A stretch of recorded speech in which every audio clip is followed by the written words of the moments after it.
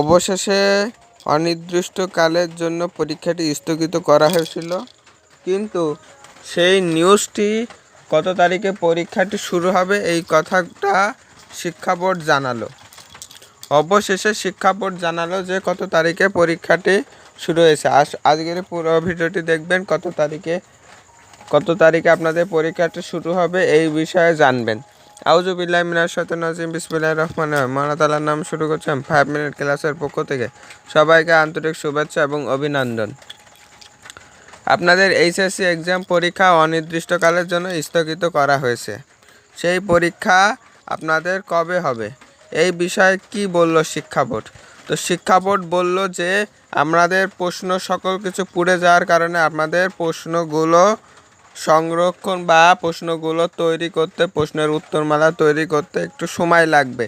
সময়ের পরে আমাদের পরীক্ষাটি অনুষ্ঠিত করবে, কিন্তু কত তারিখে আপনাদের পরীক্ষাটা অনুষ্ঠিত হবে সেটা এখনও শিক্ষা বোর্ড থেকে বা কোনো তথ্য পাওয়া যায়নি।